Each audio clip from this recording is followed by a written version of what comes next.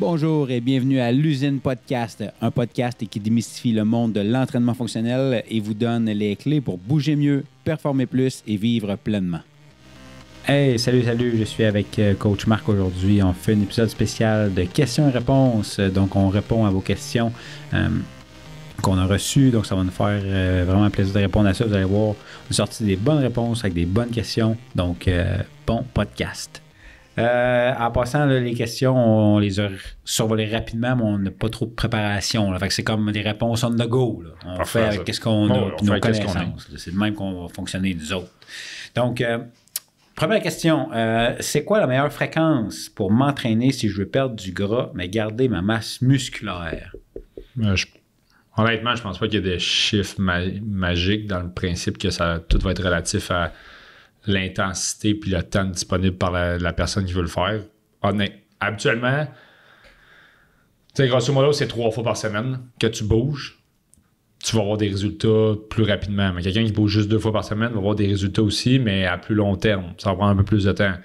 Quelqu'un qui bouge juste 1 fois semaine, mais ça va être comme soit du maintien ou il va avoir des changements comme dans excessivement plus longtemps. Ouais. Dépendamment c'est comment il bouge et tout ça. Mais je pense que perdre du gras puis garder sa masse musculaire, ça va pas juste avec la fréquence, ça va avec le type d'entraînement que tu vas faire, avec comment tu manges aussi, comment tu te reposes à l'extérieur. Il y a comme beaucoup de facteurs. C'est pas juste de facteurs là-dedans. Là. L'effort physique, mettons. Là. Mais à donner une fréquence, ben, la fréquence, exemple, si tu veux perdre du gras puis garder ta masse, mais si tu veux garder ta masse musculaire, ça dépend après ça. Tu sais, là, c'est Julie, 36 ans, qui disait garde ta masse musculaire. On s'entend qu'en plus, si tu passes 30 ans, ta masse musculaire elle diminue quand même assez rapidement si tu ne fais pas d'entraînement musculaire. Donc, si tu fais juste du jogging ou si tu fais juste de la marche, ben, c'est sûr que là, ta masse musculaire elle va être difficile à garder. Donc, au moins un minimum de 2 muscles par semaine, ça ferait déjà un bon sens pour la garder. Ouais, exact. Puis après ça, ben, l'amélioration, le changement de composition corporelle, ben, va se faire tranquillement vite aussi en association, comme tu dis, avec plusieurs facteurs, la nutrition, le niveau d'activité que tu vas faire en dehors aussi du gym. Oui. Grosso modo, ça serait ça la réponse logique. C'est, comme tu dis, 2 muscu semaine. Puis on dit muscu, c'est que, mettons, on y va dans le sens propre. Là, tu fais juste de la muscu. Là, tu fais pas d'entraînement fonctionnel, rien. Tu fais juste de la muscu pour cibler tes muscles. Ouais. Plus que le monde font à l'extérieur. C'est un bon start. Mais après ça, nous autres, avec ce que nous, par exemple, on fait à l'usine, qui est de l'entraînement fonctionnel. On fait de tout, mettons, en privé et en semi-privé. Ouais. On va toucher à plein de sortes de types d'entraînement qu'on peut proposer à nos clients. Puis en cours de groupe, ben, c'est l'entraînement fonctionnel qu'on propose. Fait que c'est sûr que là, ça vient différent, comme le stress métabolique que tu crées sur le corps qui fait que l'adaptation peut se faire des fois plus rapidement que juste faire 2 muscles puis de l'extérieur. Fait que comme sens large, 2 fois semaine, ça fait un job pour maintenir puis voir un changement. Un changement. Parfait. Cool. Deuxième question. Je stagne dans mes charges de deadlift depuis 3 semaines. Peut-être un peu plus. Est-ce que je fais quelque chose de mal? Mais ça dépend. Tu stagnes depuis tout un fudge. Je stagne depuis 3 semaines, OK. Ça fait, tu sais, il faudrait savoir, commencer par savoir, ça fait combien de temps tu t'entraînes. C'est-tu un nouveau mouvement pour toi? Donc, tu as atteint un plateau rapide. Tu as évolué vraiment vite, puis là, tu as pogné le plateau que tout le monde atteint. Puis ça prend juste plus de temps de travail avant de le faire. Est-ce que tu suis une progression de deadlift pour justement progresser dans ce mouvement-là? Ouais. Est-ce que à la base, ton mouvement a-tu été évalué? Es-tu bien fait? Parce que c'est facile aussi de stagner dans un mouvement si tu le fais pas comme il faut. Il y a comme beaucoup de questions à l'extérieur de celle-là qui nous permettraient peut-être de mieux répondre à cette personne-là. Tu sais, il n'y a pas de réponse magique. C'est juste qu'il y a beaucoup de questionnements à faire autour pour être capable de cibler exactement pourquoi cette personne-là stagne. Ouais. Après 3 semaines. Parce que oui, c'est normal à un moment donné, stagner, atteindre un certain plateau après X nombre de semaines à faire un mouvement. C'est normal que tu vas plafonner, qu'il va falloir que tu viennes stresser le corps d'une autre façon. Donc, c'est là que tu changes le principe d'entraînement, que tu fais en lien avec ce mouvement-là qui va faire que là, tu vas développer plus de force, plus de puissance dans tes mouvements, puis ainsi de suite. C'est pour ça que tu fais jamais la même affaire. Ce sera peut-être pas nécessaire. Il faudrait s'il fait juste du deadlift depuis 3 semaines, ou tu sais, mettons, depuis 3 semaines, il plateau dans le deadlift, mais qu'avant, il avait fait une progression de 9 semaines, il faisait juste du deadlift. Ça peut être temps de changer d'autres exercices qui vont t'aider à faire du deadlift, mais c'est pas parce que tu fais juste du deadlift que tu vas t'améliorer à ça. Exact, en plein ça. Peut-être là, c'est qui arrive qu'à un certain point, fais d'autres exercices. Fais-tu du squat aussi? Parce que si tu fais du squat, ça va t'aider aussi à ton deadlift, mettons. Mm-hmm. Non, c'est ça. Ça dépend aussi qu'est-ce qu'il fait, comme tu dis, qu'est-ce qu'il fait à l'extérieur de ton primary movement, mettons, si on peut se permettre de dire ça comme ça. OK. Fait que... non, Gabriel, tu fais peut-être pas quelque chose de mal, mais peut-être juste de revoir un petit peu tes choix d'exercice dans ta progression, puis comment tu vas aussi, en fait, briser ce plateau-là. Tu sais. Oui, exact. Puis, des fois, prendre une pause, ça peut être bon. Une pause? Des repos, là, c'est... parce que c'est la prochaine question, en fait. Est-ce que c'est vrai qu'après 40 ans, on prend plus de temps à récupérer?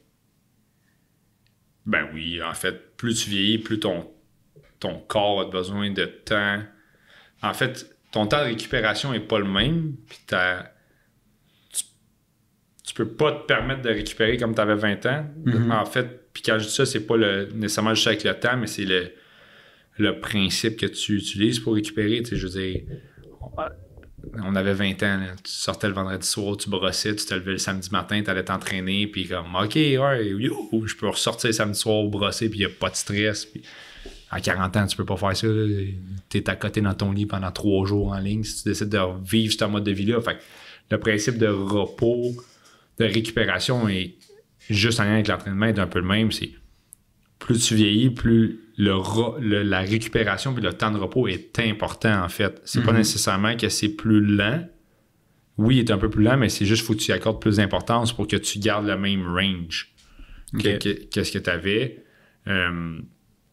Parce qu'il y a quelqu'un qui va faire un cours le lundi de CrossFit, mais comme que tu aies 20 ans, 30 ans, 40 ans, 50 ans, de la façon que tu l'as adapté pour bien respecter le stimulus de l'entraînement, tu vas être capable de revenir le lendemain.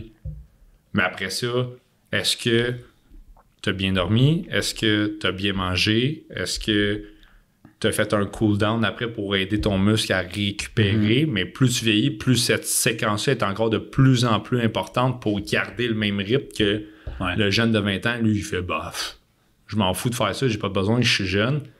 C'est la triste réalité par rapport à ça. Mais le kid de 20 ans a besoin autant que la personne de 40 ans et plus à faire attention à tout ça. C'est juste qu'on est plus jeune, on fait moins attention à ça. On est plus en mode genre j'arrache tout puis on passe à l'autre. Donc, la question c'est est-ce qu'on prend plus de temps à récupérer? Pas nécessairement, mais est-ce que tu devrais prendre plus de temps ou focusser plus sur la récupération? Là, à ce moment-là, on dirait peut-être plus oui. Exact. Si tu veux performer. Oui, on peut ça. En fait, quand tu dis performer, corrige-moi si je me trompe, c'est pas performer mode compétition, c'est juste performer pour ta santé générale, right? Oui, c'est ça, exact. Sur le overall, tu sais, moi, je le vois depuis, mettons, 2-3 ans, passé de 35 ans, c'est quand même...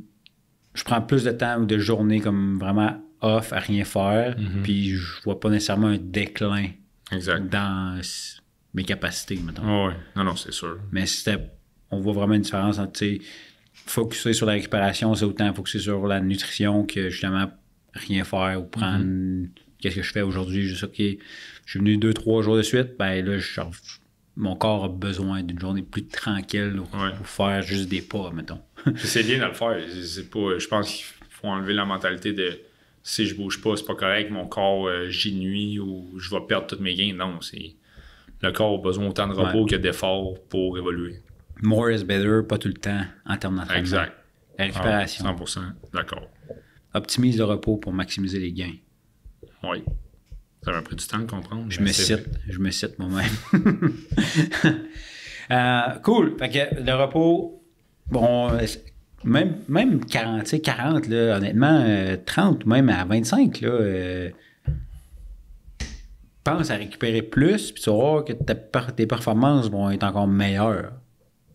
Si tu prends compte 100%. Dans n'importe quel planif, là, la récupération est autant importante que juste que ce soit peu importe le sport que tu vas faire, là, En fait, c'est ta l'ingrédient. récup, c'est ça, c'est l'ingrédient secret que les gens oublient souvent. Voilà. Là. Ouais, en fait, c'est la première chose qu'on va négliger. Ouais. Tu sais, tu t'entraînes, peu importe, comme tu dis tantôt, là, le sport ou quoi que ce soit, la première chose que quelqu'un va négliger, c'est pas l'effort qu'il met dans le gym ou l'effort qu'il met dans sa compétition, dans son événement sportif, ça va être le temps de repos, la récupération, tout ce qui est en lien avec la récupération qu'on a énuméré tantôt, c'est ça que la personne va négliger en premier. Puis pourtant, on devrait, tu sais, ce qu'on devrait négliger en premier, entre parenthèses, puis quand je dis négliger, je demande parenthèse, c'est les charges que tu vas mettre au gym. Aussi bien arriver au gym, tu sais, hey, je suis fatigué, j'aurais besoin d'un peu plus de repos, je suis là, il faut que je fasse ma session, mais plus léger, fais moins de volume, tout ça, puis tu sais, le lendemain ou le surlendemain, quand tu vas revenir au gym, tu vas être encore plus en shape, tu vas être capable d'en faire plus. La plupart du temps, on fait l'inverse. Je suis brûlé, je suis au gym, ben non, faut que je mette 2 plaques sur le bench, go, je mets 2 plaques, puis roule mes reps, puis t'es juste explosé après ça. C'est ça, comment tu dis, d'utiliser le RPE, mettons, t'as pas l'outil de le faire. Puis tu sais, l'importance de récupération, là, je sais pas si t'as popé ça dans tes réseaux, mais tu sais, là, présentement, c'est le Tour de France, c'est fini, mais dans le Tour de France, mettons, on s'entend que la récupération est relativement importante, là. Je sais pas, les gars, 160 kilos par jour. Ouais, c'est minimum, c'est des petites journées. 160 kilos, c'est parce qu'ils ont genre fait 6000 mètres de dénivelé. Mais bref, tu sais, je voyais une équipe que un peu la logistique de quand ils arrivent à l'hôtel, chaque coureur a son propre matelas, chaque coureur a sa propre oreiller, chaque coureur a ses propres couvertes. Ils désinfectent toute la chambre avant que les coureurs arrivent. Ils posent du push-push, ses poignées, ses lumières, tout. Puis tu sais, on s'entend, ils changent d'hôtel à tous les soirs. Là. Ouais. Ça, puis presque, là. Puis il y a une affaire, là, c'est leur autobus. Ouais. Tu sais, je sais pas, j'ai vu une vidéo passer l'autre jour, là. Dans leur autobus, ils ont comme des douches, des toilettes, mais comme, on s'entend, là, c'est un autobus, exemple, un limocar, là, des fois même, mais ils ont genre 8 douches. Ils en ont une pour chaque cycliste dans l'équipe, puis ils ont chacun leur toilette, puis ils ont... Ouais, sûrement. C'est débile, là, le spot qu'ils ont, là. Mais tu sais... Mais c'est un peu la même... C'est les principes, c'est poussé au max, mais ils n'ont pas le choix, là, tu sais, puis nutrition, tout est calculé le soir, ils savent exactement qu'il faut qu'ils mangent quoi, puis eux, ils font juste comme, OK, j'arrive le soir... C'est des robots rendus là. Ouais. Ils sont en compétition, c'est juste, je suis robot, j'exécute ce qui m'est dit, puis j'ai pas besoin de réfléchir. Mais c'est vraiment ça qui fait la différence, là. Puis j'avais vu ça aussi dans un livre, je ne me rappelle pas c'était quoi, mais justement, il y avait l'équipe cycliste britannique qui gagnait un certain temps gagnait beaucoup, puis pendant genre 20 ans, ils n'ont absolument rien gagné. Puis là, ils ont emmené un coach de performance, puis ils ont comme tout analysé. Puis, tu sais, des fois, justement, par rapport à qu'est-ce qui fait la différence entre gagner et pas gagner, c'est la mini-détail. Puis, justement, c'est comme, il analysait le sommeil de tous les coureurs, en fait, changer le meilleur matelas, whatever. Puis, tu sais, un peu dans les détails que je te disais, mais comme un autre coche de plus, la récupération. Puis, ça, après ça, ils ont fait comme, OK, ils ont gagné genre aux Olympiques ou whatever. Après ça, ils sont revenus. Mais le diable est dans les détails, dans la récupération. Oui. Details matters. Si tu mets autant d'efforts dans ta récupération, que dans ton programming puis dans ton gym, tu vas avoir encore plus de résultats. 100%. Tu fais x2, façon de parler. Tu sais, mettons, là, on met un chiffre, là, tu mets 2 fois plus de résultats parce que tu as mis 2 fois plus d'efforts.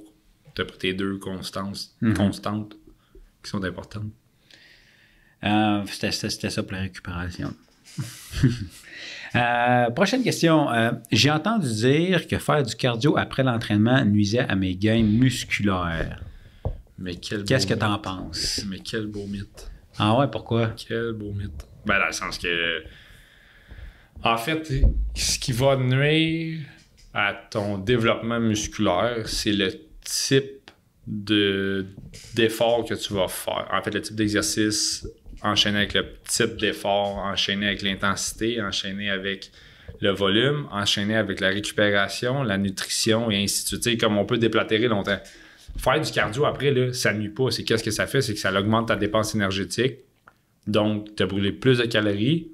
Donc, tu as besoin d'un peu plus à la fin de ton entraînement pour feeder ton corps, pour être capable de bien régénérer ton muscle qui vient de travailler puis donner ce qu'il y a de besoin pour grossir. Fait que, j'ai un exemple. Tu veux travailler J'ai quelqu'un qui travaille en grosse force, qui fait du 3x3, du 5x5, par exemple, au squat, au bench, quoi que ce soit. Mais l'effort physique qu'il fait va venir créer un méga stress sur son muscle. Fait que sa fibre musculaire va beaucoup va se déchirer. Pour récupérer, qu'est-ce que ça a besoin d'un muscle? Ça a besoin de protéines, mais en plus, ton muscle, quoi qu'il se remplit, c'est de glycogène, fait que ça a besoin de glucides. Fait que pour faire ça, il faut que tu y redonnes ces nutriments-là. Ces nutriments-là, tu les retrouves dans la nourriture ou dans tes produits que les gens vont prendre, comme un post-workout shake ou quelque chose comme ça. Mais c'est juste qu'il faut que tu prennes en considération l'effort que tu as fait, puis tu le redonnes dans ton corps de la bonne manière. Fait que, tu sais, quelqu'un qui va faire son 5x5, plus tous ses accessoires, puis après ça, il décide de faire un 10 minutes de cardio, ben, c'est correct, là. Tu perds rien au bout de la ligne. C'est juste tu perds plus de... Tu dépenses plus d'énergie. Donc, au bout de la ligne, si ton objectif, c'est de perdre du gras, mais tu vas peut-être manger un petit peu moins pour avoir un déficit calorique pour t'aider à... Puis là, dépendamment de comment tu vas faire ton déficit calorique, mais tu vas peut-être te donner plus de protéines, un petit peu moins de d'autres choses pour dire, mais je récupère quand même mon muscle, mais j'ai mangé un petit peu moins parce que j'ai diminué un petit peu mes glucides ou mes lipides, qui fait qu'au bout de la ligne, mon déficit calorique, il est calculé pour nourrir mon muscle de la bonne manière sans nourrir le overall de mon corps en termes de calories, qui fait que j'ai réussi à diminuer ma masse graisseuse tout en gardant ma masse musculaire, ou même, pour certains, ils vont réussir à la développer. Le meilleur exemple, c'est le bodybuilding. C'est ça le principe qu'ils utilisent. Il y en a qui font du Stairmaster pendant genre 45 minutes des fois après leur training. Est-ce que pour autant ils ont perdu du gain? Non. Ils ont encore plus fondu au bout de la ligne. Puis après ça, c'est juste au niveau de nutrition, comment tu vas jouer. Là, puis, ce que je viens de dire là, je suis pas un expert en nutrition, je suis pas un expert en diététiste ou quoi que ce soit, mais c'est des principes qu'on a appris à l'école, dans les livres, tout ça, que c'est la manière de réfléchir. Après ça, chaque personne est différente, donc chaque calcul va être différent pour tout le monde. Ce que toi, tu vas ingérer comme protéines après ce genre d'entraînement-là, dans cette optique-là, ce sera pas le même qu'à moi. Ton besoin n'est pas le même. C'est une question d'équilibre alimentaire. Ouais, c'est une nutrition. Ouais. Moi, tu peux refaire toutes les cardio que tu veux. Après, l'important, c'est si tu manges des calories pour remonter ta dépense, la balance. La balance va être la même. Ça va être pareil. OK. Fait que tu perds pas tes gains, mais tu gagnes en cardio. Fait que c'est une bonne idée. Exact. Tu améliores la santé de ton cœur, qui est un muscle. Aussi. Donc, voilà comme ça. Des fois, ça peut être bon d'y aller comme ça. Prochaine question. Je fais mes entraînements, mais j'ai toujours mal aux épaules. C'est-tu normal? Oh. Non. Non. Non. C'est pas... Non. En fait, c'est... Trouve la source de ta douleur. Tu as mal aux épaules, mais dans le sens, c'est qu'est-ce qui te fait mal aux épaules? C'est quel angle de mouvement qui te fait mal? C'est quand tu s'accroches à la barre, c'est quand tu fais un front rack, c'est quand tu as mal aux épaules, quand tu fais du bench. Non, c'est pas normal, mais non. Si à ce moment-là, quand ça arrive, on va voir si tu es dans un gym où il y a des cours de groupe, tu fais un cours de groupe, on va voir le coach, hey, j'ai mal en faisant ça.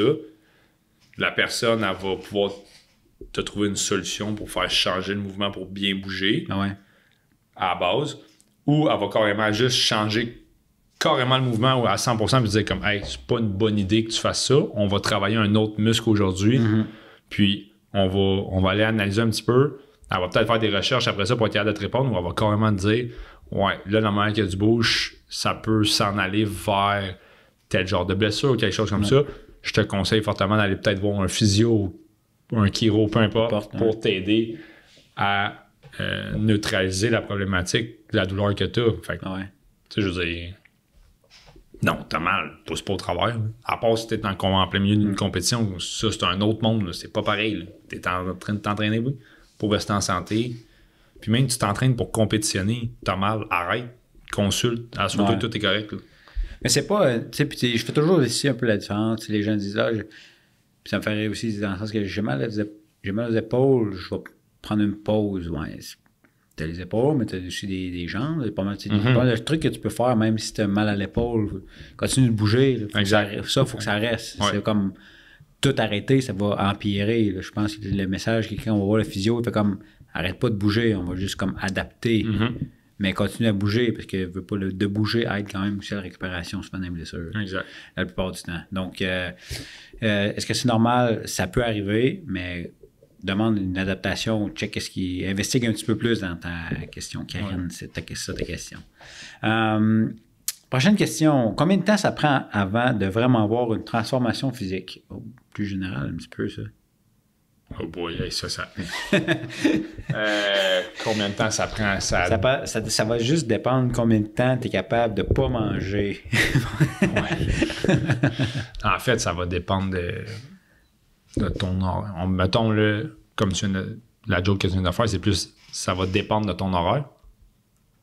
De ton horaire, dans le sens, combien de temps tu es prêt à mettre, exemple, pour venir au gym. Combien de temps que tu es prêt à mettre pour travailler sur ce que tu manges. Combien de temps que tu es prêt à mettre pour travailler sur ta récupération, ton niveau de stress, ton niveau de sommeil.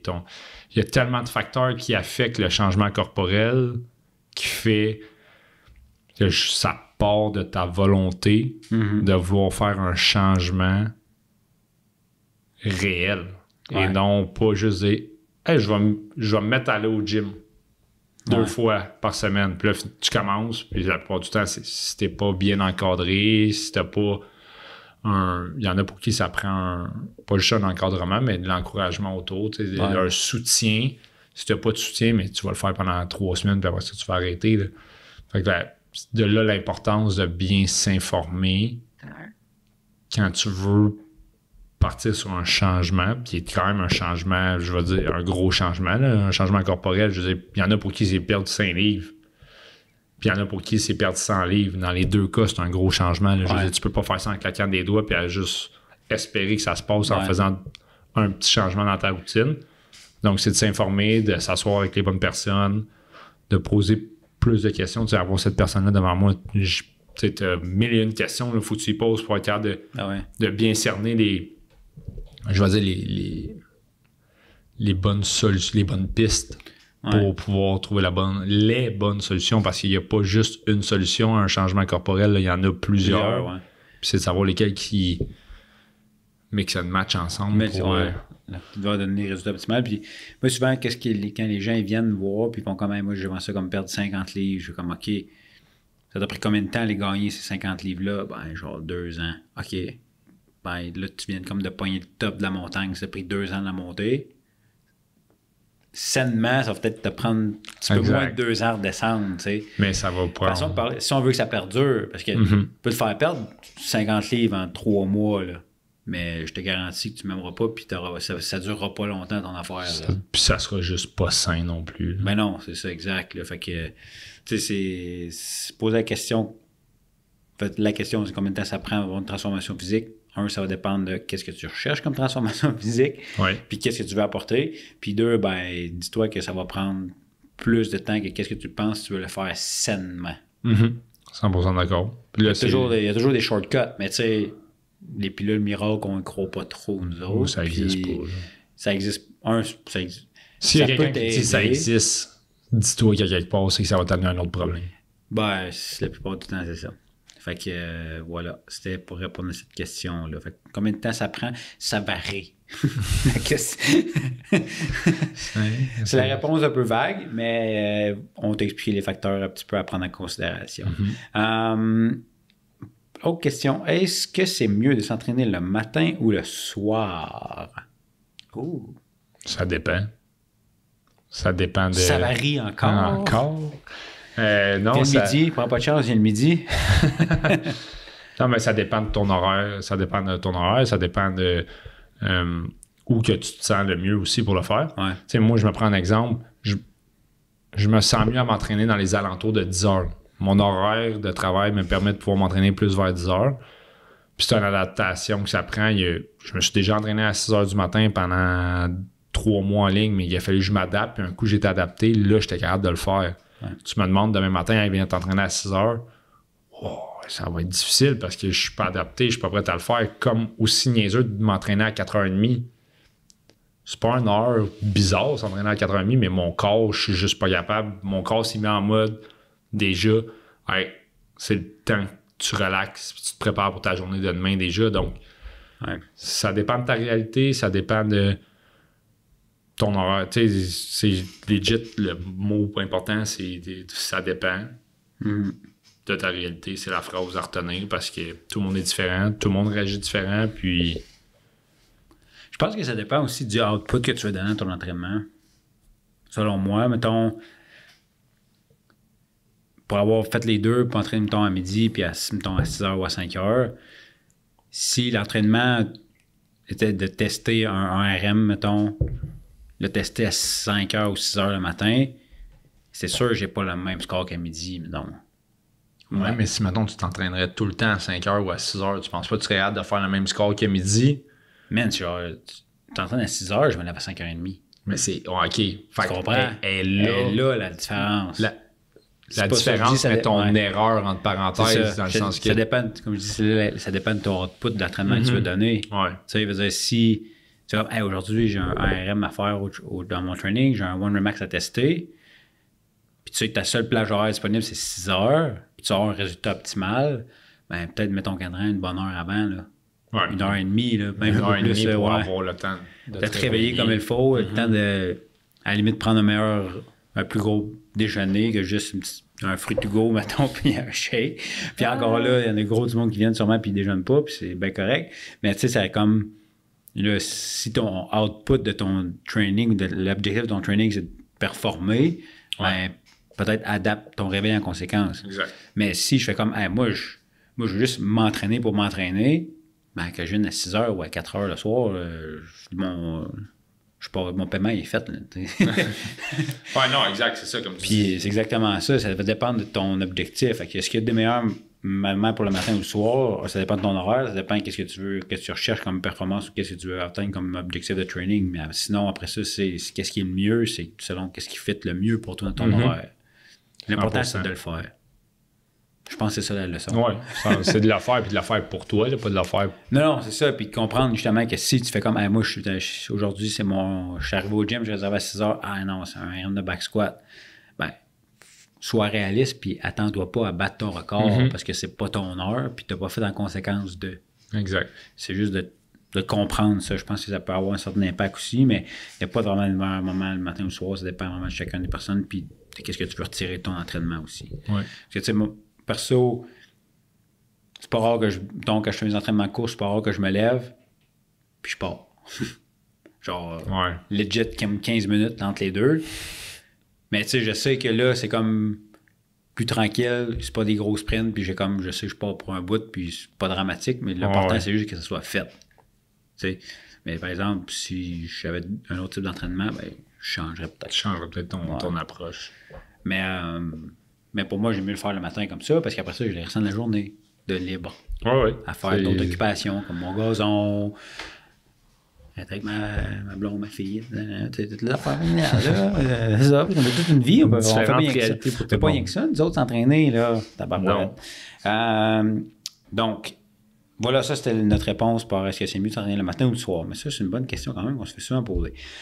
Prochaine, quand je m'entraîne en groupe, je me pousse plus. Mais est-ce aussi efficace que les entraînements privés? Ouh. C'est aussi efficace.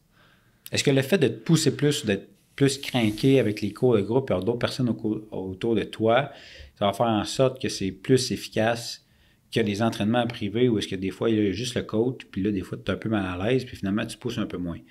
Ça dépend. Eric Roy, c'est tellement content d'écouter ce podcast-là. Il nous l'a tellement dit pendant le bac.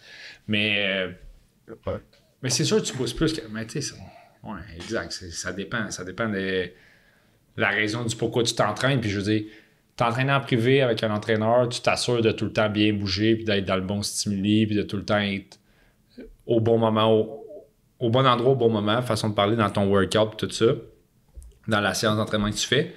Tandis que dans le cours de groupe, c'est pas que tu n'es pas au bon moment à mauvaise place, au mauvais moment à mauvaise place, c'est juste que tu vas peut-être laisser de côté des facteurs qui sont importants pour ton développement. Comme la technique, mettons. Mettons. OK. C'est genre la fameuse canne à pêche en faisant du deadlift, là. Mais ça n'arrivera jamais en privé. Parce que la personne, le coach est là pour t'observer, s'assurer que tu bouges. T'sais.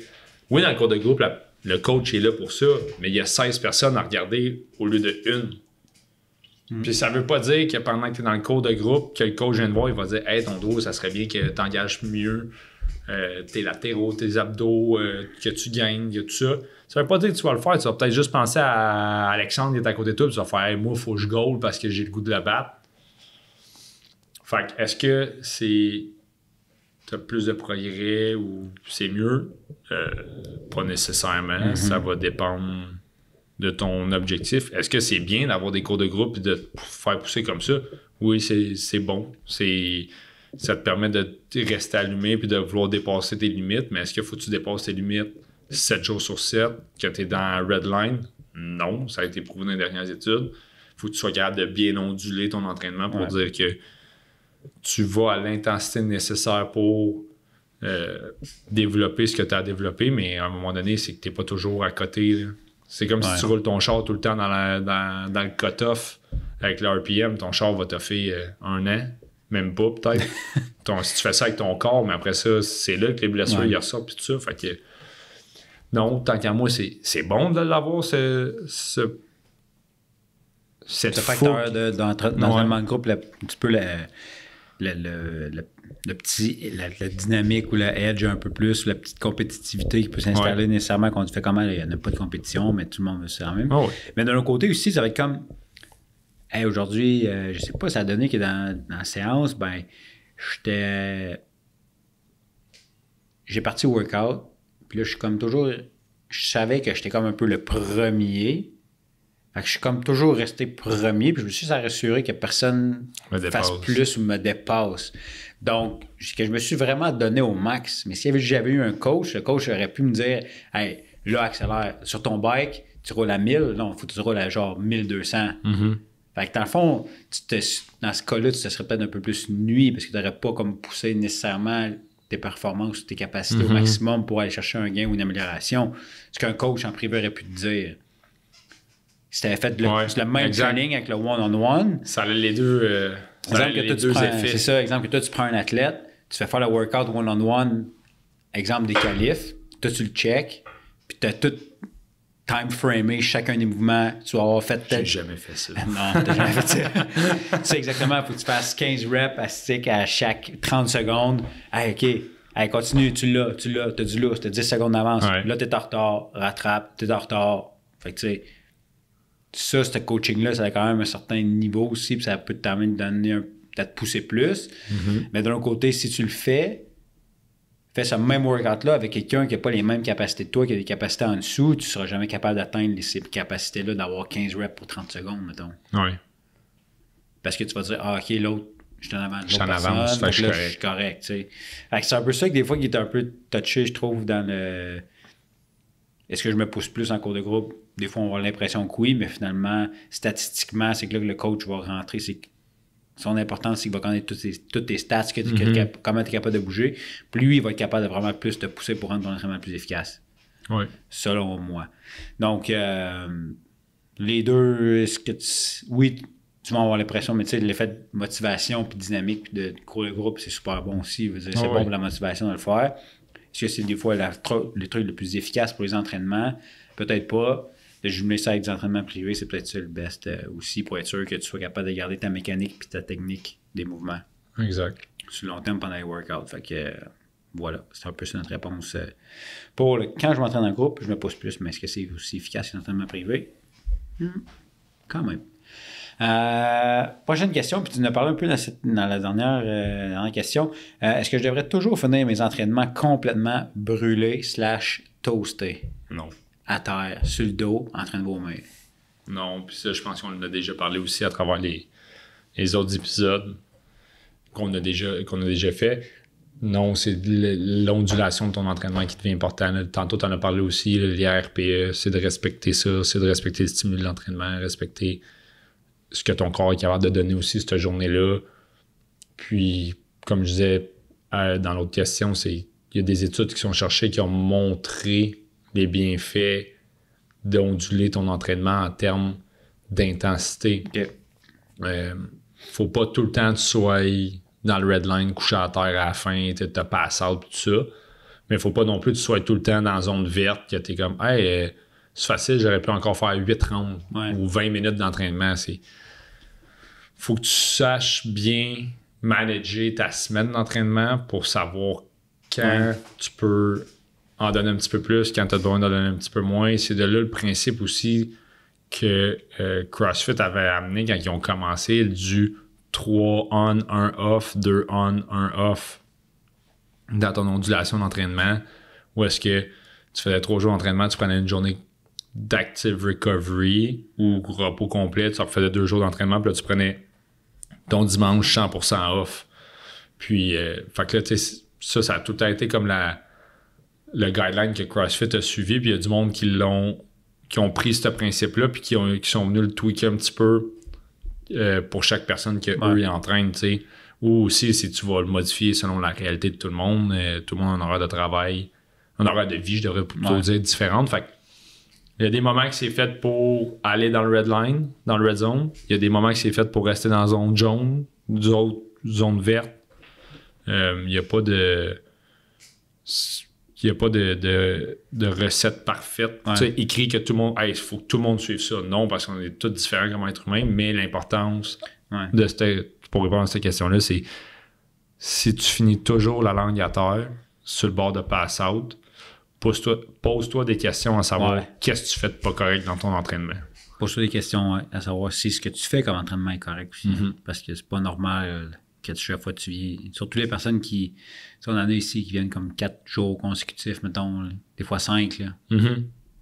Puis s'ils finissent 5 fois la langue à terre, c'est pas terrible. Là. Après, t'arrives la semaine d'après, puis je comprends pas, je suis brûlé, j'ai de la misère. Je suis fatigué, c'est ça, exact. Parce que ça va en sorte que, justement, ça affecte toutes les autres sphères un peu de ta récupération, puis tout ça aussi. Là, c'est un peu ça, les mauvais côtés de toujours finir comme ça, puis c'est pas une bonne mentalité à avoir non plus, même si on sait comment, entraînement fonctionnel, CrossFit, go, tout le temps. Non, c'est pas ça l'objectif. Là. Non, il faut savoir doser au bon moment. Puis, tu sais, c'est comme un peu ton réservoir d'énergie, l'exemple, il commence lundi, là, il est full charge, il est au complet. Mais tu fais ta journée, ton entraînement, tout ça, il s'est vidé peut-être du 2/3, puis là, tu manges tout ça, tu te couches, tu le remplis, mais il ne se remplit pas nécessairement au complet. Puis là, c'est là qu'il te baisse de plus en plus bas. C'est comme le principe de surcompensation, de compensation avec l'entraînement. Tu veux onduler tout le temps vers le haut, tu vas partir de ligne, tu vas te fatiguer, puis là, tu vas vouloir récupérer, mais quand tu vas arriver pour te réentraîner, mais ton pic qui est stable, il faut qu'il soit plus haut que ta première journée pour que tu finisses tout le temps par remonter vers le haut. Si à un moment donné, tu fais comme je descends puis je remonte jamais à ma valeur initiale ou plus haut que ma valeur initiale, mais tu es juste en train de t'achever par toi-même. Tu fais un burn-out athlétique. Exact. Donc, est-ce que tu devrais toujours finir des entraînements complètement brûlés? Non. Parfait. Prochaine question. Isabelle, j'ai peur de lever des charges trop lourdes. Est-ce que je peux quand même avoir des résultats? Pourquoi tu as peur de lever des charges trop lourdes? Ben oui, Isabelle, pourquoi? Pourquoi tu as peur de lever des charges lourdes? C'est hot. Du monde qui lève des charges lourdes. Ben non, mais tu sais, c'est dans... non, mais c'est dans le sens, c'est plus le principe de dire, est-ce que tu as une crainte de te blesser? Est-ce que tu as une crainte? Est-ce que tu es... Dans ta tête, pour toi, c'est le vélo, je vais devenir trop musclé? Est-ce que... Tu sais, c'est plus de comprendre ça, là. C'est pour ça que j'ai dit ça en répondant à sa question. Mais oui, tu n'as pas besoin de lever... T'as pas besoin de lever des charges excessivement lourdes pour voir des résultats. Tu vas avoir des résultats parce que ton principe d'entraînement ne sera pas le même vu que tu lèves moins lourd pour plusieurs répétitions. Donc, c'est plus ça. C'est à savoir c'est pourquoi tu ne veux pas lever lourd. Puis de là, on pourrait mieux cibler, je pense, la réponse à ta question. Ouais. Des fois, c'est plus par peur. Puis, tu sais, comme c'est un peu ça aussi, j'ai peur de lever des charges trop lourdes. C'est sûr que tu vas quand même avoir des résultats. Je pense, mettons, à mes groupes. Mon groupe d'athlètes master, mettons, les 60 ans et plus. Ben, tu sais, eux, mettons, les filles, pour pas les nommer, tu sais, ils prennent rarement plus que les dumbbells de 15 ou 20. Donc, les autres, ils cherchent les 15 puis les 20. Hein, puis les 10, là, ça, c'est bien populaire. Ouais. Mais moi, je me fais un petit devoir. Faire comme, non, aujourd'hui, là, tu prends pas les 10. Tu vas prendre les 20. Puis ils font comme, ben non, je peux pas. Ben oui, t'es capable. Fais-toi confiance. Puis, tranquillement, pas vite, ben, tu sais, au final, ils se rendent compte qu'ils sont capables, ils sont en contrôle, puis ils sont juste comme capables de faire. Puis après, ils font comme, ah ouais, finalement, je l'ai réussi, tu sais. Bon, ben, je te l'avais dit. C'est sûr que quelqu'un qui vient me voir, je les connais pas, je leur dirais peut-être pas ça non plus. Ouais, non. Ça fait un certain temps que je travaille avec eux, puis là, je suis capable de les connaître, puis je sais c'est quoi leur capacité. Je suis comme, non, aujourd'hui, tu prends un kettlebell de 45 livres, là, puis tu fais des squats avec, mettons. Ouais. Fait, est-ce que... Sa question, c'est plus, est-ce que je peux quand même avoir des résultats? Oui, parce que tu vas bouger, mais tu sais, si tu vas avoir des résultats, ça dépend si qu'est-ce que tu recherches encore là comme résultat en tant que tel. Tu sais, mais même là, avec les principes d'entraînement, si cette personne-là fait pas nécessairement les cours de groupe, mais plus d'entraînement privé, on s'entend que si tu fais plus, tu vas prendre des charges moins lourdes, elle va faire du tempo, avoir des gains, exemple, qu'elle veut faire des gains musculaires, en renforcement, elle va être aussi... elle va avoir autant progressé. Là. Oh oui, mais oui, 100%. C'est au bout de la ligne, tu vas progresser à ta manière. Parce que c'est cette façon-là que tu as voulu utiliser pour atteindre ton objectif. Fait que de là, l'importance à nous, les entraîneurs, à poser beaucoup de questions pour savoir où on veut s'enligner avec le client, ou que la personne veut s'enligner pour être capable d'y donner la bonne charge de travail au bout de la ligne. Comme tu dis, c'est pas parce que tu prends un 15 livres que tu peux pas atteindre le même principe de stimuli que quelqu'un qui prend un 50. C'est juste ça va jouer dans le tempo, ça va jouer dans l'intensité, tout ça, puis tu es capable d'aller rechercher la même chose par principe d'adaptation pour tout le monde. Il ne faut pas avoir peur de prendre des charges lourdes, dépendamment de ce que tu recherches, mais il ne faut pas avoir peur de prendre des charges pas assez lourdes. C'est vrai. Ça va dans les deux sens. Ça va dans les deux sens aussi. Mais dans les deux cas, ça dépend comment tu vas utiliser ta charge pour avoir des résultats. Donc, c'était pas mal la réponse que je pense qu'on a. Fais-toi confiance. Assure-toi que le coach peut te le dire aussi, puis l'œil, puis tu fais comme oui, tu peux prendre un petit peu plus. Là. Exact. Souvent, tu vas être capable de... Et pas peur de le demander si tu es en mesure de prendre des charges plus lourdes. Prochaine question. Je fais souvent moins bien que les autres dans les entraînements. Est-ce que je progresse pareil? Ben, oui. It's you against you. Oui. Laisse faire. Ben, tu sais, je dis laisse faire. C'est bien de se comparer aux gens autour de toi pour, des fois, te donner un défi, te donner un point de repère, mais au bout de la ligne, ça revient à ressente-toi sur toi-même et à savoir, OK, quand j'ai commencé, v'là, mettons, un mois, j'étais en mesure de faire telle chose, telle chose, telle chose. Un mois plus tard, mais je le fais plus lourd, je le fais pour plus de répétitions, je le fais plus vite, je le fais avec une meilleure technique. Fait est-ce que tu t'es amélioré même si tu es dernier du groupe? Ben oui, parce que regarde ta progression à toi. Ouais. Tout le monde progresse à une vitesse différente. Pas tout le monde a le même background. Puis c'est pas tout le monde qui a commencé en même temps. Fait que quelqu'un qui rentre dans un cours de groupe, ben des fois, il est avec du monde qui fait 10 ans qu'il en fait. Là. C'est normal que tu aies l'impression dans ta tête à toi que, hey, me semble, je progresse pas. Lui, il est tout le temps en avant de moi. Ouais, mais va plus loin que de juste voir le résultat instantané. Fais la réflexion sur toi-même. L'effet comparatif est quand même assez fort aussi. Oui. Souvent, c'est pas rare que les gens font comme ça fait 3 mois que je vois, tu sais, que je viens puis que je vois pas que je m'améliore. C'est un peu, là, c'est. Tu partais de loin, mettons. Là, ton squat, il était pas correct, là, il est comme top notch, mettons. Ouais. Déjà là, on vient de prendre un bon step. Un gros step d'avance. Tu faisais des push-ups sur les genoux, là, t'es rendu à faire des push-ups sur les pieds. Ça, c'est quand même fort aussi. C'est comme, les gens ne s'en rendent pas compte, parce que, ouais, mais les autres font tous des instant push-up. Ouais, mais toi, t'es parti sur les genoux. Les autres, ils font sur la tête à l'envers. Donne-toi une chance. Puis ils sont partis à la même place que toi, v'là, tant de temps, ils ont commencé exact. aussi. Donc, leçon du jour, mettons des coups de côté un petit peu, puis prendre une photo de où est-ce que tu as commencé, puis de te le faire rappeler de où est-ce que tu as commencé.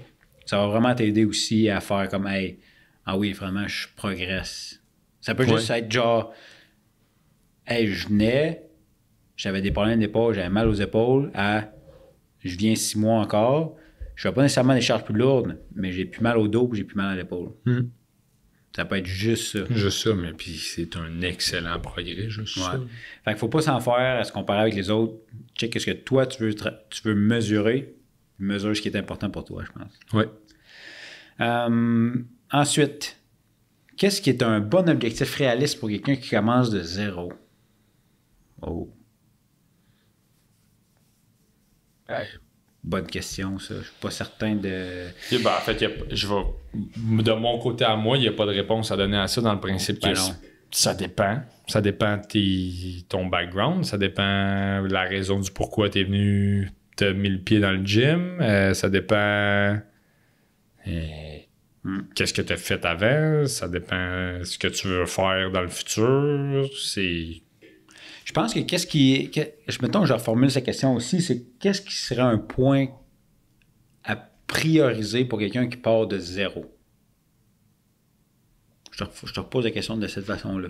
Qu'est-ce que je prioriserais à quelqu'un qui part de zéro, qui fait rien, mettons. Moi, je suis le typique sédentaire. Là. Moi, je pense que, je te start avec ça, je pense que ça serait la constance. Oui. OK, oui. Dans le sens que l'objectif, ouais, c'est ça. Ton objectif, mettons, serait que tu veux juste que tu viennes ici 2 fois par semaine. Exact. Juste ça. Commence par avoir une constance là-dedans, là, dans ton mouvement. Viens d'ici 2 fois par semaine, bouge 30 minutes par jour, slack, puis fais ça, puis déjà là, tu vas avoir une amélioration. Oui. Pour quelqu'un qui part de 0, 0, 0, je pense que ça, ce serait comme le point à prioriser au départ. T'as mis le dos dessus. Selon moi, là, c'est pas nécessairement de faire comme ah ouais, là, faut que. Parce que si c'est un peu comment créer des habitudes, là, si tu essaies de créer plein de nouvelles habitudes en même temps, ça marchera pas. L'objectif, c'est de créer une habitude, un peu, si on veut, la mettre comme de faire un check à côté. Celle-là, je suis constant tout le temps. OK, là, je prends en rembarquer un autre. Ouais. L'objectif, c'est de stacker les habitudes une après l'autre pour être capable OK. C'est pour ça que nous autres, on se fait comme ah ouais, mais là, toi, tu bouges tous les jours, toi, tu es capable de manger, toi, tu dors bien, toi, tu fais ci, tu fais tout correct. Ouais, t'as un peu, là. J'ai pas tout commencé en même temps, là. Non, c'est ça. Puis j'ai pas fait ça en claquant des doigts non plus. Ouais, puis ça revient un peu à la question qu'on a eu un peu plus tôt. C'est comme, tu peux pas tout réussir en même temps. Puis c'est pour ça que quand les gens viennent ici, on leur dit tout le temps, ah, mais là, je veux me remettre en forme, je veux perdre du poids, je veux faire ci. T'es un peu, là. Ça, c'est long, là. Puis quand je dis, ça t'a pris 2 ans, gagner 50 livres, ça se peut que ça t'en prenne 2 ans à les reperdre, là. Ouais. C'est ça. C'est, ça va prendre combien de temps à ce que la constance puis l'entraînement, tu viennes ici, que tu te présentes 2 fois par semaine, ça soit comme ancré, là. Tu as besoin d'y réfléchir, tu sais que tu vas le faire. Ça devient comme, ça devient pas un je dois aller au gym, c'est il faut que j'aille au gym. Oui. Ça va faire une giga différence. Puis une fois que ça c'est fait, là, après ça, on peut rajouter une couche de plus. Faire comme, OK, là, tu sais que tu viens ici 2 à 3 fois par semaine. Parfait. Là, ce que je veux, c'est que tu dormes 7 heures à 8 heures par nuit. Ah, mais là, j'en dormais genre 4 puis j'étais top shape. Non. Attends de goûter à 7 heures, voir si tu vas être top shape. C'est ça, exact. Fait que, tu sais, je pense que c'est vraiment ça où est-ce que si on avait un point commun, où est-ce qu'à donner à des gens qui commencent de zéro, c'est la constance. Puis une fois que tu es capable de cibler ta priorité, ça peut être autant la nutrition. Tu peux commencer par la nutrition, tu peux commencer par le mouvement, tu peux commencer par ce que tu veux, mais l'important, c'est d'ancrer cette habitude-là puis de la continuer aussi longtemps que ça devienne comme un must ou un genre, c'est l'évidence même pour toi, là. Pas d'autre chose. 100% d'accord. Fait que ça serait le conseil que je donnerais. Puis d'y aller là-dessus, je pense, puis de focuser une après l'autre. Puis c'est un peu, comme je dis, stacker les habitudes à titre. Une fois que c'est fait, OK, là, je passe à l'étape suivante. Ça, c'est un bon point aussi. Je pense que ça va être bon. Ça. C'est une bonne réponse. On est content là-dessus. Prochaine question. Je dors mal, je me sens souvent fatigué. Est-ce que je devrais quand même m'entraîner? Oui. Gère ton niveau d'intensité. Gère le temps d'effort que tu vas faire. Je vais y aller à l'extrême. Quelqu'un qui s'entraîne pour un Ironman ou un triathlon, qui a besoin de faire sa sortie de vélo, tu sais, son brick run qu'on appelle, là, que faut faire ta run de bike, sors, pratique ta transition, va courir. si c'est ça qui est sidulé dans ton entraînement, puis t'es brûlé, mettons, parce que t'as l'impression tu dors, mais tu récupères pas, mais diminue le volume, diminue l'intensité, vas-y une étape à la fois, puis à ce moment-là, ça va t'aider à stepper up à l'autre étape, parce que ta récupération est peut-être plus difficile, parce qu'il y a d'autres choses, là. C'est pas ton entraînement qui fait juste que t'es à côté, là. T'as peut-être un niveau de stress avec ton travail, ta vie personnelle, qui est un facteur qui vient jouer sur le stress, qui fait que tu es plus fatigué, c'est plus difficile de récupérer. Tu manges. Quand est-ce que tu manges? Tu manges-tu comme juste avant de te coucher, mais ton sommeil est moins récupérateur parce que ton système digestif travaille. Est-ce que, on va mettre ça, puis ça c'est ce que les livres disent, est-ce que tu dors dans un endroit qui est complètement sombre, qui n'a pas de son, qui est dans une température idéale qui devrait être entre 19 à 22 degrés Celsius? Est-ce que sonore, visuel, température? C'est pas mal les trois. C'est les trois, mais il me semble qu'il y en a. Je retiens aussi, mais. Je me souviens, là, il y en avait peut-être un quatrième, là, me semble, de mémoire, mais en tout cas, dans un monde idéal, ça devrait tout être ça. Est-ce que tu réussis à respecter un des trois ou tu respectes 0 des trois? Est-ce que tu as un minimum d'atteinte dans les trois? Fait qu'il y a comme tellement de facteurs qui fait que faut que tu évalues ça, savoir pourquoi tu es fatigué, puis est-ce que c'est bon d'être entraîné? Oui, bien d'entraîner pareil, c'est gère ton intensité puis ton volume que tu fais en fonction de ça. Là. Je veux dire, je vais me prendre moi un exemple. Je suis revenu lundi matin cette semaine à 4 h du matin. Je suis rentré travailler pour travailler à midi. J'ai fait comme, je dois avoir dormi honnêtement 4 heures de temps. Mais je me suis levé et tout, puis j'ai dit, hey, je veux bouger, je veux m'entraîner comme j'en ai de besoin. Mais j'ai fait 45 minutes d'entraînement mollo. Tu sais, j'ai pas fait 1h30 dans la panne, tout ça. Non, j'ai fait comme, je pense que j'ai fait 30 minutes de vélo avec des mouvements d'élastique à côté, juste pour dire que je bougeais. Là. Il me semble que c'est ça comme mon training, mais comme ça m'a juste fait du bien. J'ai baissé l'intensité, baissé le volume. Good. 2 jours après, ben, ça a été de mieux en mieux. Tout ça. Fait qu'à un moment donné, c'est. Arrêtons de vivre avec ce que les Moses de réseaux sociaux nous donnent, de dire je suis tout le temps dans la panne, faut tout le temps que je sois sur la coche, tout ça. Non, c'est pas ça la réalité de l'être humain. On vit avec plusieurs facteurs externes qui nous affectent, autant positifs que négatifs. Fait qu'il faut apprendre à délire avec ça puis ajuster selon ça. Non, je pense que c'est un peu. J'aborde là-dedans aussi. Si tu te sens fatigué, fais juste en faire moins. Fais-le pareil. C'est pas perdu. Non, exact. Ton pire training, c'est celui que tu fais pas. Ah, sec. Ah non, on pense pareil. Tu vois, regarde. C'est ça. Et bref, voilà. Par contre, tu sais, avant on parlait du repos. Est-ce que tu es mieux dans ce temps-là d'optimiser, de prioriser ton repos ou d'y aller avec ton mouvement, de t'entraîner? Je suis pas sûr de comprendre. Mettons, toi, là. Ouais. Tu dis, ouais, fallait que je bouge. Mais est-ce que ça aurait été préférable dans ton cas de rien faire cette journée-là puis de favoriser ta récupération? Dans mon cas, moi, non, parce que j'ai pas levé de charge. J'ai juste fait... Tu sais, j'aurais pu, au lieu de faire du vélo ou, mettons, des élastiques, j'aurais pu aller marcher pendant 45 minutes, 1 heure. OK. Au bout de la ligne, ça aurait fait le même effet. C'est juste que moi, dans ma tête, j'étais comme... Je suis dans le gym, je suis assis sur mon vélo, je fais des élastiques, je m'entraîne à ce que je suis capable de donner. Fait que c'était comme là, un petit peu plus que de juste marcher, mettons. Mais est-ce que j'ai négligé ma récupération en fonction de ça? Non, parce que je suis rentré le soir et j'ai juste fait, je mange, je relaxe, comme je me donne mon temps de digestion d'1 heure et demie après mon repas, puis je suis allé me coucher direct, puis j'ai dormi ma nuit normale le lendemain. Est-ce que je me suis réveillé 100% top shape? Non, parce que c'est pas juste lundi. T'étais en dette, là. T'avais une dette de sommeil. J'avais quelque peu une dette à rattraper, puis encore aujourd'hui, on est 3 jours plus tard, puis je me sens, je le sens que je suis un petit peu plus fatigué vers ma fin de journée. Ouais. Plus fatigué que d'habitude. Est-ce que je suis en mode genre je devrais rien faire tout? Non, pas là. Je suis capable de faire le cours. J'ai fait le cours de groupe, puis ça a bien été ce matin. Mais comme ça va prendre un peu plus de temps, puis ça revient au principe de tantôt.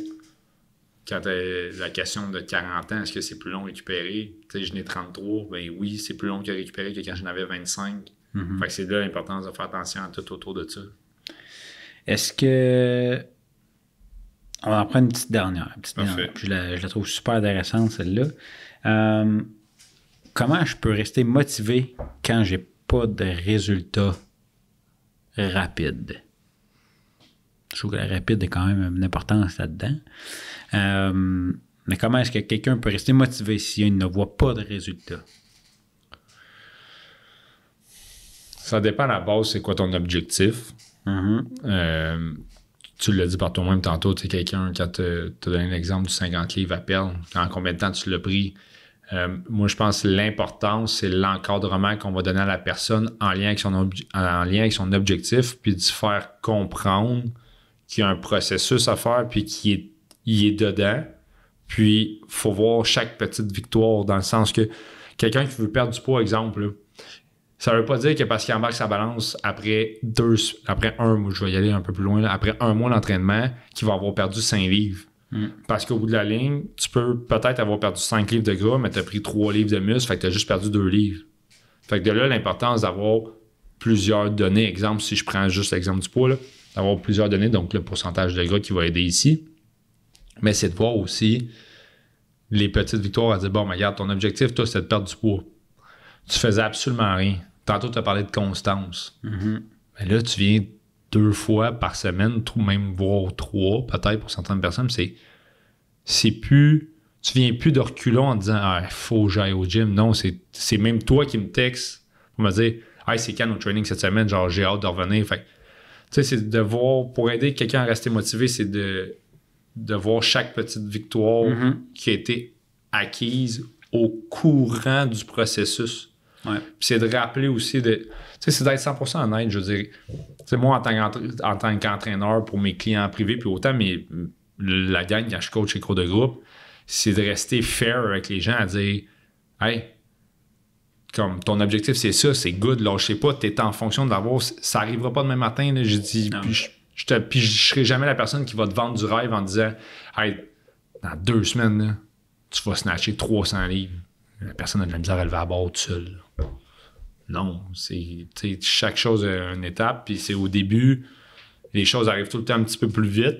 Je pense qu'il y a ça aussi dans cette question-là à dire, je vois pas les gains tout de suite, mais ça se peut que tu aies vu des gains super vite en 2 semaines, puis qu'après ça stagne. Mais c'est comme n'importe quoi, quand tu fais rien, tu passes de rien faire à faire de quoi, mais le corps va changer très rapidement.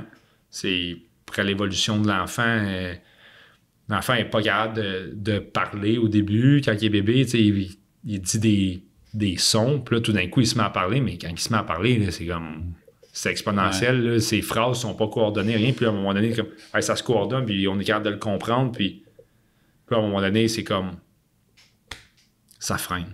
Là, t'es là, développe comme ce que tu as voulu me dire, puis tout ça, puis là, t'es genre devant le kid en me dire, tu veux quoi? Tu veux quoi de plus? Puis là, il t'a comme dit ce qu'il voulait, mais il manque de quoi pour que tu comprennes. Mais là, tu sais, ça revient à ce principe-là aussi, comme le kid va se développer au fur et à mesure à comment mettre ses idées en ordre et ci et ça. Fait que je pense que c'est ça, tu sais, c'est de chaque petite victoire dans le processus est important à se rappeler. Puis à souligner aussi. Puis à souligner. Ouais. Surtout à souligner. Puis ça, je pense que c'est là que la job du coach, ça devient importante. À faire comme... Que ça soit l'affaire la plus banale aux yeux de quelqu'un que ça fait 15 ans qu'il s'entraîne, mais pour la personne que ça fait 1 mois, elle est super importante. Genre, go, mets-le en valeur, dis-le. Puis la personne, il y en a pour qui ils vont dire, ouais, mais lui, il le fait, là, il n'y a rien de si wow à ça. Je dis, ouais, mais tu le faisais pas, toi, avant. Ouais. Je dis, il l'a vécu, lui, il le disait. Fait que moi, je pense que c'est surtout ça, comme tu dis, là, les souligner, c'est très important. Souligner victoire, mais aussi, tu sais, comment tu peux rester motivé, c'est justement d'avoir peut-être quelqu'un qui va te soutenir là-dedans, dans tes résultats, puis qui va te faire prendre conscience de tes améliorations, tu sais. Si tu es toujours tout seul, puis tu fais tous tes entraînements par toi-même, good, parce qu'il y en a qui sont capables de le faire, puis tant mieux, là, puis bravo à eux autres qui sont capables de le faire, mais il y en a d'autres qui ont besoin de plus d'accompagnement, puis qui vont vraiment comme, moi, j'ai besoin de quelqu'un qui me souligne, puis j'ai quelqu'un, soit un coach ou un ami pour garder justement la constance, puis de voir justement les résultats pour que ça reste, tu sais. Même si tu n'as pas de résultats, focus des fois sur qu'est-ce qui peut être aussi important Fait que si ton résultat rapide que tu recherchais, c'était une perte de poids, puis tu l'as pas eu, bon, ben, qu'est-ce que tu as gagné d'autre? Comme tu disais, ben, tu as gagné la constance de venir. Ouais. Après ça, OK, on va creuser un petit peu plus pour savoir, OK, c'est quoi le vrai problème. Mais tu as toujours l'importance de, les souligner, chaque petite victoire que tu vas faire, puis après ça, ben, tranquillement pas vite, stack ces petites victoires-là, puis tu vas voir qu'au final, tu gagnes pas mal plus des fois. En anglais, ils disent « be accountable to yourself ». Fait que c'est comme toi en premier, pense à chaque petit procédé que tu as fait, processus, puis après ça, tu vas voir l'extérieur, comment que les gens, puis utilise les gens de l'extérieur qui ont déjà passé par ce procédé-là, qui ont déjà eu ces victoires-là que toi, que tu as en ce moment pour t'aider à passer. Tu sais, comme tu dis, là, le soutien autour de toi, là, utilise-les, pose des questions. Hey, tu as déjà passé par là, toi, comme qu'est-ce qui a fait que tu as réussi à peut-être accélérer un petit peu le processus ou qu'est-ce qui a fait que tu n'as jamais lâché, tu sais. Puis des fois, ça prend juste ça prend quelqu'un. Je me suis accoté sur quelqu'un le temps de 5 minutes pour jaser, puis ça va faire que tu vas reprendre la track là, pendant 3 ans au lieu de dire. Je pense à lâcher, puis grâce à ça, je continue. Là. Comme ça. Ouais. Fait que voilà. C'est pas mal, c'est la dernière question qu'on avait pour aujourd'hui, hein, mon Marc. Je pense que c'est des bonnes questions. J'espère que ça va aider les gens qui nous les ont posées à se recentrer puis tout ça. Puis, tu sais, je pense qu'on a donné des bonnes réponses. Je pense qu'on a donné des bons conseils. Puis, regarde, on est toujours là à l'usine pour juste jaser. Si ça prend juste ça, là, le monde peut venir nous jaser puis on va les aider. Ça va faire plaisir. Ouais. Puis, faites donc des petites revues d'objectifs. On est là pour ça. Hein? Oui. Envoyez donc une petite revue d'objectifs. Bouquez ça, ceux qui sont membres de l'usine.